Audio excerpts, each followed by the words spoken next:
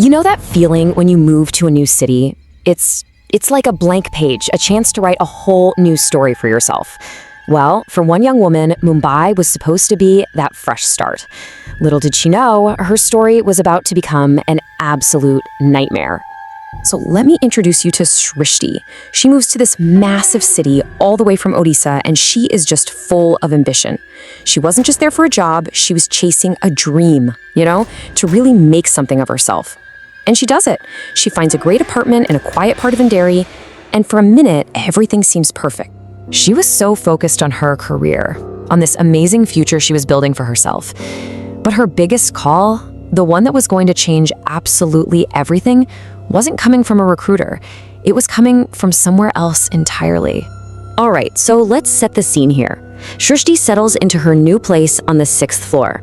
It's one of those typical Mumbai buildings, full of people who pretty much keep to themselves. It was peaceful, anonymous, exactly what she was looking for. The only person she really interacted with at all was this elderly gentleman who lived on the floor right below her, a Mr. Verma. It was just polite smiles in the hallway, maybe a nod. He was just part of the background of her new life, totally unremarkable. And then, one night, that quiet, normal life just shattered. It was broken by a single sound, a sound that made no sense. So, picture this. It's 2:40 in the morning. Srishti is deep asleep when this sharp clatter from her kitchen just jolts her awake. It sounds exactly like a spoon hitting the tiled floor. Her heart is pounding, right? She jumps up, runs to the kitchen, and there's nothing. Not a single thing is out of place. And just as she's trying to get her bearings, her phone lights up in the other room. She walks over, picks up her phone, and sees a notification. Missed call from Mr. Verma. A missed call from Mr. Verma. From her quiet, elderly neighbor downstairs. At this hour, she's just completely baffled. I mean, wouldn't you be? And think about it. How did he even get her number? She'd never given it to him. They barely spoke. Why on earth would he be calling her at almost 3 in the morning? She just shakes her head, figures it was some weird butt dial or something, and goes back to bed. A really, really big mistake. Because that weird mistake wasn't the end of it. Oh no, it was just the beginning. The very next morning, that strange little mystery curdles into pure, absolute horror. So the next morning, Srishti's getting ready for work when she hears some noise out in the hallway. A lot of murmuring, shuffling feet. She opens her door just a crack and sees 2 police officers coming up the stairs. And she overhears them talking, and her blood just turns to ice. They're talking about Mr. Verma. An officer explains to another neighbor that he passed away last night. He fell in his kitchen, all alone. The missed call, the sound of something falling in the kitchen, it all just clicks into place in the most horrifying way. Her hands are shaking so badly she can barely hold her phone, but she checks it again, and that's when she sees it. It wasn't just a missed call.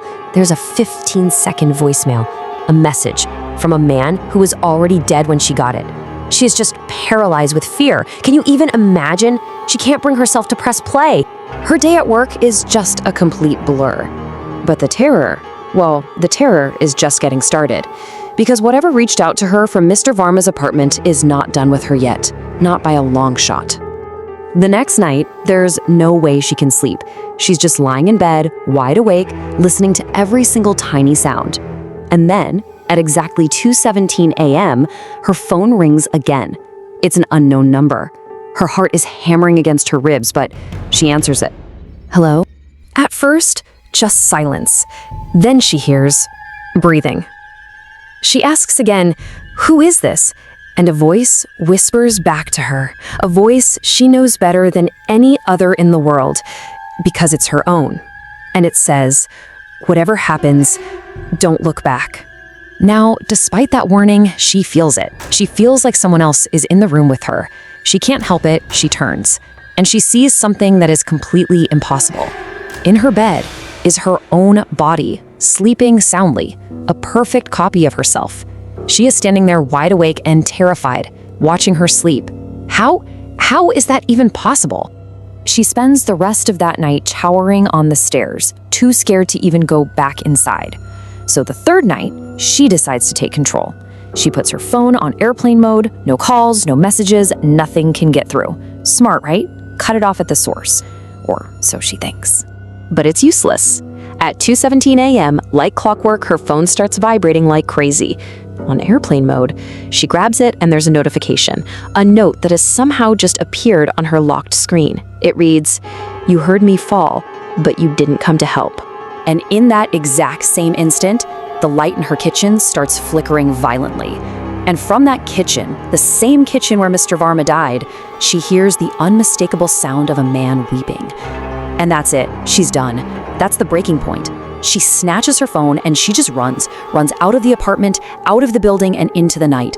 Srishti stays with a friend for weeks, just too terrified to even think about going back. She decides she has to move out for good. But there's this one last nagging question she needs an answer to before she can even try to move on. Which brings us to the final chilling discovery. So, weeks later, in the middle of the day, she's moving the last of her things out of that apartment. She sees the building secretary, a man who knew Mr. Verma pretty well. On an impulse, she stops to ask him something.